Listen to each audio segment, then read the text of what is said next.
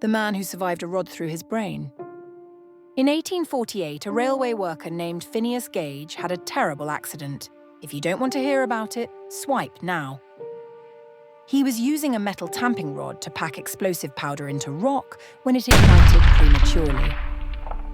The rod, over a metre long, was driven clean through his skull, entering below his left cheekbone and exiting through the top of his head, destroying part of his brain and his left eye. And somehow, he survived. He remained conscious. He could speak. He could even walk. It was one of the most remarkable cases of survival in medical history. But it wasn't just the survival that stunned people. It was what came next. Gage's friends and colleagues said he had changed. Once responsible and hard-working, he became erratic, impulsive, and rude. The man was still alive, but, as one doctor put it, Gage was no longer Gage.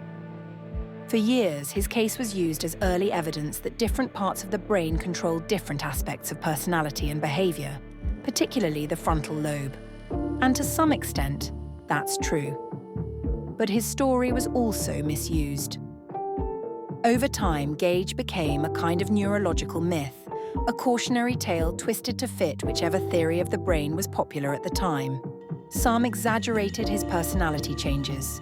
Others used his case to support ideas we now know to be false. Gage's recovery was slow, but eventually his condition improved. After 10 weeks, he was able to travel to his parents' home. A few months later, he worked on their farm again. He lived for another 12 years, and for most of that time, worked as a long-distance stagecoach driver. Today, his case reminds us of two things. First, how incredibly resilient the human brain can be. And second, just as importantly, that one dramatic case, no matter how striking, is not enough to prove a scientific theory.